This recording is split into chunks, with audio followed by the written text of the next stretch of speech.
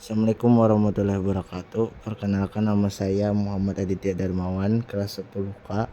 Di sini saya akan menjelaskan materi tentang apa saja aspek ekonomi dan hukum dari produk informatika. Pertama-tama, saya akan menjelaskan tentang pengertian produk informatika. Dalam ilmu informatika terdapat istilah produk informatika yang berarti hasil dari informatika itu sendiri.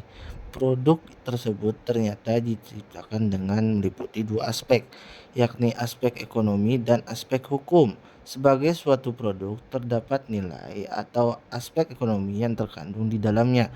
Selain itu, ada juga aspek lain dari produk informatika berupa hukum.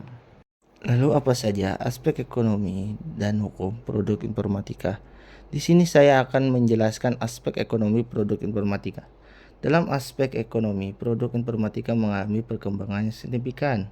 Mulai dari penemuan pertamanya yaitu komputer. Komputer kini sudah banyak varian dengan spesifikasi tertentu yang dibuat demi menyamankan konsumen atau pengguna. Selain komputer, kita juga bisa melihat contoh aspek ekonomi dari produk informatika, yakni smartphone. Bukan hanya sekedar untuk berkomunikasi, perkembangannya jauh melampaui itu. Berkat perkembangan tersebut, sekarang kita dapat menggunakan HP untuk bermain game, memperoleh informasi, membaca berita, buku, komik, hingga untuk sarana bertransaksi. Oke, di sini saya akan menjelaskan perusahaan apa saja yang bergerak dalam bidang informatika.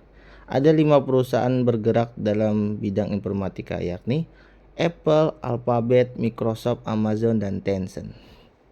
Di sini saya akan menjelaskan uraian singkat tentang perusahaan yang bergerak dalam bidang informatika.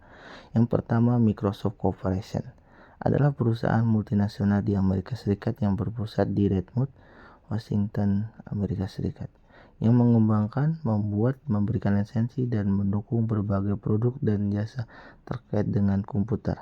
Perusahaan ini didirikan oleh Bill Gates dan Paul Allen pada tanggal 4 April 1975. Yang kedua, Apple Inc. adalah perusahaan teknologi multinasional yang berpusat di Cupertino, California, yang merancang, mengembangkan, dan menjual barang elektronik ke konsumen seperti perangkat lunak komputer dan layanan daring. Yang ketiga, Amazon.com Inc. adalah multinasional teknologi perusahaan di Amerika yang berfokus pada niaga, komputasi awan, streaming digital, dan kecerdasan buatan.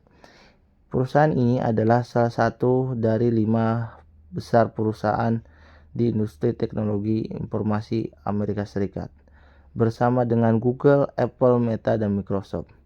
Yang keempat, Alphabet Inc. adalah perusahaan holding dan konglomerat bentukan Google. Perusahaan ini menaungi beberapa usaha yang dimiliki oleh atau terpisah dari Google, termasuk Google itu sendiri.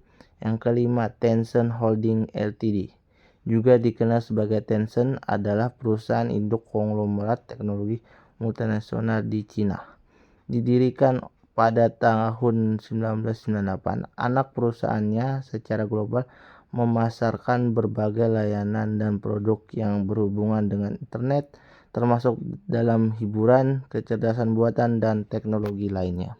Selanjutnya saya akan menjelaskan aspek hukum produk informatika. Kebanyakan produk informatika dijelaskan lewat barang atau perusahaan yang memang menggunakan sistem komputasi. Berbeda dengan ekonomi, aspek hukum lebih mengacu pada hak hukum produk sebagai kepemilikan individu atau kelompok tertentu. Hak kepemilikan tetap harus dilihat sebagai aspek hukum produk informatika.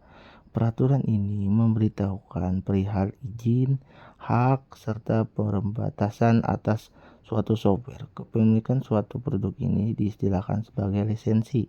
Sementara itu ada sejumlah jenis lisensi hukum. Di sini saya akan membacakan daftar lisensinya. Berikut daftar lisensinya. Yang pertama, lisensi komersial. Yang kedua, lisensi gratis. Yang ketiga, lisensi umum. Dan yang keempat, lisensi domain publik. Selanjutnya saya akan membacakan lisensi yang pertama, yaitu lisensi komersial. Lisensi yang mengatur tentang kepemilikan suatu produk yang sifatnya mengikat. Pengguna hanya boleh menggunakan setelah membayar dan tidak boleh menyebarkannya secara sembarangan. Contohnya seperti sistem operasi dan berbagai aplikasi pengolahan lainnya. Contoh lainnya adalah yang paling umum yaitu komputer. Misalnya produk sistem operasi besutan Microsoft yaitu Windows. Yang kedua yaitu lisensi gratis. Lisensi ini memperbolehkan orang-orang untuk memperoleh suatu produk secara gratis. Akan tetapi, tetap ada beberapa kebijakan lainnya yang biasanya harus dipegang teguh penggunanya. Contoh peraturannya adalah tidak membagikan ke orang lain. Jika ingin memperolehnya harus lewat sumber pertama.